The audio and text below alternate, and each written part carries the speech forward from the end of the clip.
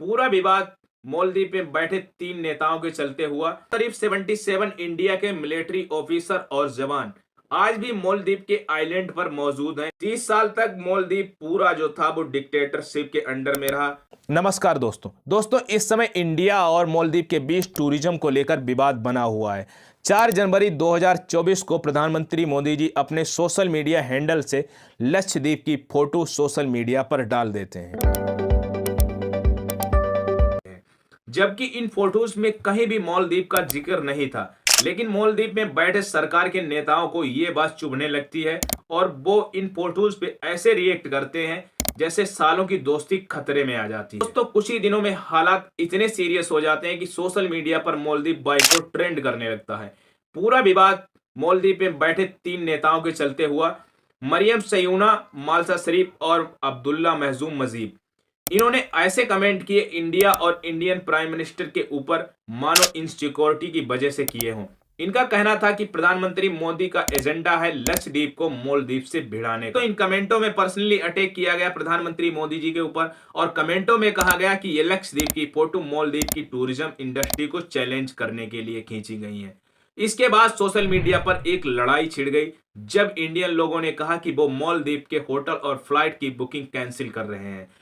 Hotel और flight की booking cancel होते ही मालदीव सरकार के रोंगटे खड़े हो और उन्होंने कहा कि जो ओपिनियन उनके नेताओं ने दिए हैं वो उनके पर्सनल ओपिनियन है, ये सरकार के व्यूज को रिप्रेजेंट नहीं करता। बाद में मालदीव सरकार ने इन 3 नेताओं को सस्पेंड भी कर दिया। लेकिन यहाँ पे बात मालदीव वर्सेस लक्षद्वीप की नहीं है। इस पूरे विवाद के पीछे है नफरत की राजनीति, जियोपॉलिटिकल एजेंडा, जिसके चलते ये पूरा विवाद शुरू हुआ। तो आइए दोस्तों समझते हैं आज के इस वीडियो में।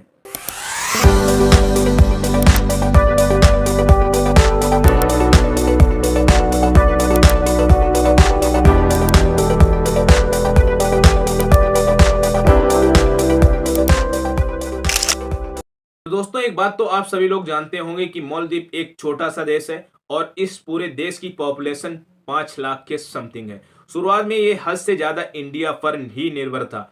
ये कई ज्यादा आइलैंड से मिलकर बना हुआ है। इस पूरे देश में 1000 से ज्यादा आइलैंड हैं और इनमें से 200 ही ऐसे आइलैंड हैं जो इनहैबिटेड हैं, यानी कि जहां लोग रहते हैं, जिनमें से 150 आइलैंड बेचे जा चुके हैं बड़े बड़े लोगों और बड़ी बड़ी कंपनियों के, जहां पे बहुत से ज्यादा रिजॉर्ट खोले जा चुके हैं। तो जाहिर सी बात है कि पूरा देश टूरिज्म पर ही डिपेंड करता है। 28% मालदीव की जो जीडीपी है वो टूरिज्म पर ही डिपेंड करती है और 90% सरकार के पास जो रेवेन्यू आ रहा है वो टूरिज्म इंपोर्ट ड्यूटी और टूरिज्म रिलेटेड टैक्स का। और दोस्तों कमाल की बात तो ये है, इंडिया नंबर 1 देश है अगर मालदीव में घूमने वाले लोगों की संख्या देखी जाए तो। 2023 में 2 लाख से ज्यादा लोग इंडिया से मालदीव घूमने गए। 2023 में मालदीव में घूमने वाले लोगों की टोटल संख्या देखी जाए तो 17.5 लाख के समथिंग हो जाती है। तो आप समझ सकते हैं 5 लाख के पॉपुलेशन वाले देश में 17.5 लाख टूरिस्ट घूमने आ गए, वो भी 1 साल में।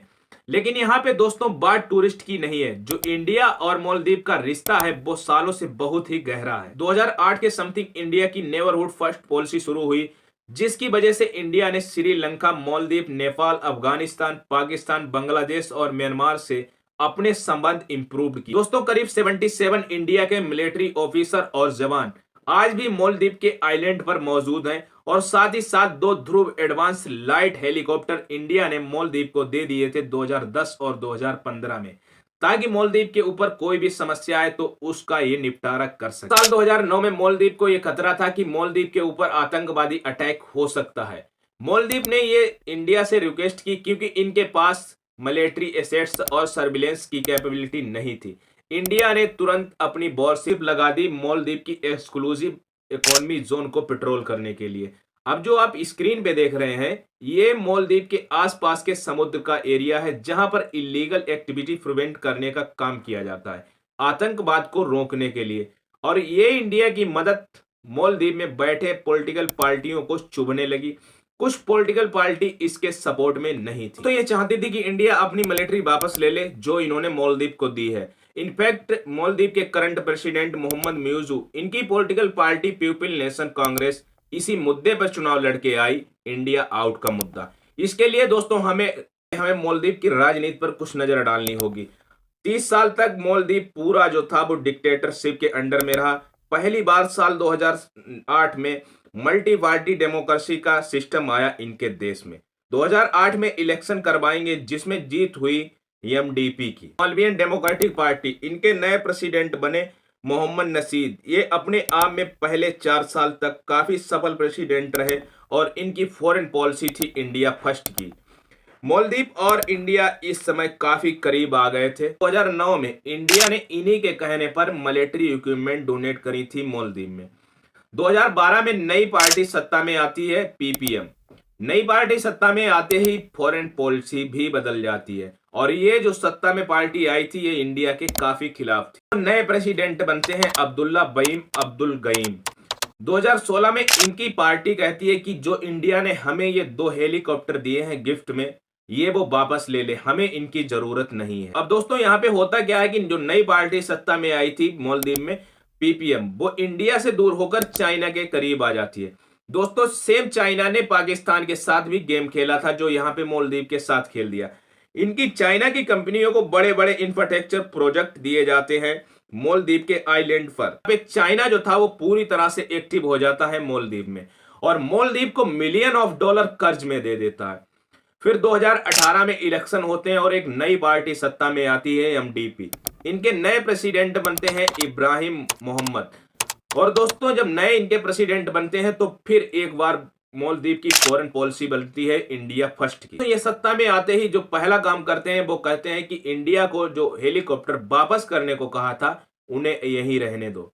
इंडिया भी इनकी मदद करता है, मिलियन ऑफ डॉलर इन्हें प्रोवाइड करता है ताकि जो पिछली सरकार में कर्ज लिया था उससे देश को बाहर निकाला जा सके।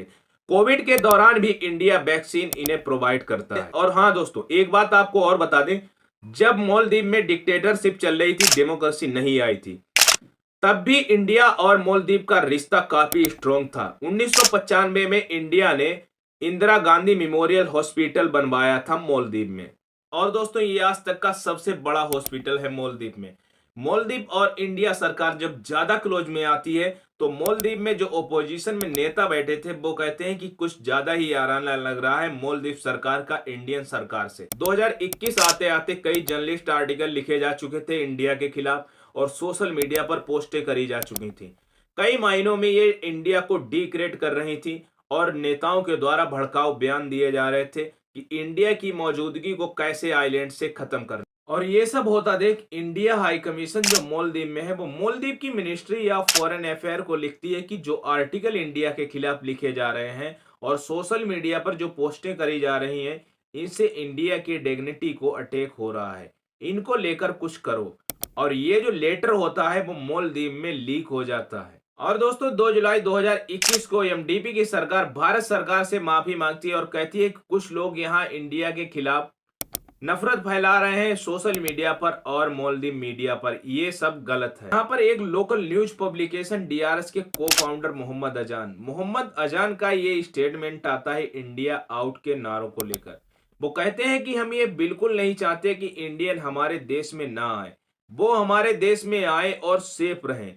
लेकिन यहाँ इंडिया आउट का मतलब है कि जो इंडिया ने हमें मिलिट्री दे रखी वो वापस जानी चाहिए हमारे देश से। उस समय सत्ता में एमडीपी पार्टी थी और उसके ओपोजिशन में जो नेता बैठे थे वो ब्लेम करते हैं एमडीपी को, कहते हैं कि जो एग्रीमेंट हमारी सरकार ने इंडिया के साथ किए हैं वो काफी कॉन्फिडेंटल हैं, इनकी डिटेल जनता के सामने नहीं दिखाई जा रही है। दोस्तों जो ओपोजिशन में पार्टी थी पीपीएम, उसके जो राष्ट्रपति थे मोहम्मद शरीफ, उनका कहना था कि जो हमारी सरकार ने इंडियन सरकार के साथ एग्रीमेंट किए हैं उनकी डिटेल जनता के सामने नहीं रखेगी, उनको नहीं बताएगी कौन कौन से एग्रीमेंट हुए हैं, तो यहाँ पे डेमोक्रेसी का वायलेशन होगा। और कई मालदीवियन लोग ये बात सुनकर काफी नाराज थे।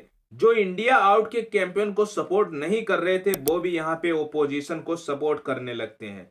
जब 2023 में अगली इलेक्शन होती है तो फिर सत्ता पलटती है और पावर में आ जाती है पीपीएम पार्टी जो ओपोजिशन में बैठी थी। इस बार ये पीपीएम पार्टी एक और पार्टी पीएनसी के साथ गठबंधन करके सत्ता में आती है और इनके नए राष्ट्रपति बनते हैं मोहम्मद म्यूजू जो पीएनसी पार्टी के ही कैंडिडेट होते हैं। और ये सब होता है 30 सितंबर 2023 को। दोस्तों ये जो पार्टी थी इसने पूरी इलेक्शन कैंपेन ही इंडिया आउट के मुद्दे पर करी थी, जो कि आज सत्ता में है। दोस्तों जब ये पीपीएम पार्टी सत्ता में आती है तो इंडिया आउट की इस विचारधारा को और भी स्ट्रोंग ले जाते हैं ये पिछली बार की तुलना में। इनके नए राष्ट्रपति मोहम्मद म्यूजू इलेक्शन जीतने के सिर्फ 4 दिन के बाद खुलेआम ये बयान देते हैं कि मालदीव में मौजूद इंडियन फोर्स को अब देश छोड़ के वापस जाना पड़ेगा। 17 नवंबर 2023 को ये राष्ट्रपति बनते हैं और 23 नवंबर 2023 को ये इंडिया यूनियन मिनिस्टर किरण रिजिजू से मिलते हैं और मिलने के बाद कहते हैं कि इंडिया अपने सारे मिलिट्री पर्सनल को वापस ले मालदीव से। और इस बात के सिर्फ 1 महीने की ही तो बात है, म्यूजू के मिनिस्टर प्रधानमंत्री मोदी और इंडिया को बुरा भला कहने लगे पब्लिक प्लेटफॉर्म पे। जब ऐसा हुआ तो पुराने जो राष्ट्रपति थे एमडीपी के और उनकी जो पार्टी थी उनके नेता आज भी इंडिया को सपोर्ट कर रहे हैं। मोहम्मद नशीद और इब्राहिम दोनों ने इस हेटफुल लैंग्वेज को कंटेम्प्ट किया जो इंडिया के खिलाफ हुई। ये बातें सुनने के बाद भी आप लोगों को ऐसा लग रहा है कि यहाँ पे कभी लक्षद्वीप की बात थी? तो दोस्तों यहाँ पे जाहिर सी बात है कभी लक्षद्वीप वर्सेस मालदीव की बात थी ही। हमेशा यहाँ पे बात थी मालदीव की इंटरनल पॉलिटिक्स की। ये इंडिया आउट का मुद्दा लोगों को भड़काने और भड़काऊ बयान देकर वोट इकट्ठा करने के लिए यूज किया गया था। आज के दिन ये बहुत बड़ा उदाहरण है कि ऐसी राजनीति एक देश के लिए कितनी खतरनाक हो सकती है। और ऐसे राजनेता आपको मालदीव में नहीं दुनिया के हर देश में मिल जाएंगे। ऐसे पॉलिटिशियन कभी समूह के खिलाफ और कभी धर्म के खिलाफ नफरत फैलाते हैं और कभी दुनिया में किसी देश के खिलाफ नफरत फैलाते हैं। और कमाल की बात तो यह है कि कुछ लोग इनके झांसे में आ भी जाते। तो अगर यहाँ पे देखा जाए मालदीव की फॉरेन पॉलिसी एक बार फिर चेंज हो गई और वो चाइना की तरफ झुकते हुए जा रहे हैं। कमाल की बात तो यह है कि जो लक्षद्वीप का पूरा विवाद था वो मालदीव के राष्ट्रपति के चाइना जाने से एक दिन पहले शुरू हुआ। 8 से 12 जनवरी तक वो चाइना में रहे। ये भी एक कमाल की बात है जो म्यूजू ने पहली पसंद फॉरेन ट्रिप के लिए चाइना को चुना। इससे पहले जो मालदीवियन राष्ट्रपति थे उन्होंने हमेशा अपनी फॉरेन ट्रिप के लिए पहली पसंद इंडिया को ही चुना। 10 तारीख को म्यूजू इनविटेशन देते हैं चाइनीज टूरिस्ट को कि आओ हमारे देश घूमने। इंडिया ने तो हमें बाइकआउट करना शुरू कर दिया। ये जो पूरा मुद्दा है दोस्तों वो मालदीव पॉलिटिक्स का है। इंडिया के फेवर में जो पार्टियां हैं वर्सेस चाइना के फेवर में जो पार्टियां हैं। अगर सत्ता बदले तो हो सकता है कि इंडिया के रिलेशन पहले जैसे हो जाएं जैसे थे और बाइकआउट मालदीव से गो टू मालदीव ट्रेंड करने लगे। लेकिन दोस्तों वो तो बाद की बात है। एक बात और दोस्तों, बात जो भी हो हम अपने लोकल टूरिज्म को प्रमोट कर ही सकते हैं और इसके लिए हमें किसी की सलाह की जरूरत नहीं है। दोस्तों अगर आपको हमारा वीडियो पसंद आया हो तो हमारे वीडियो को लाइक जरूर कर दें और अगर आप चाहते हैं कि आपको हमारे वीडियो ऐसे ही मिलते रहें तो प्लीज़ चैनल को सब्सक्राइब कर बेल आइकन को ऑल जरूर कर दें। अब हमारी मुलाकात होगी अगले वीडियो में। बहुत बहुत धन्यवाद।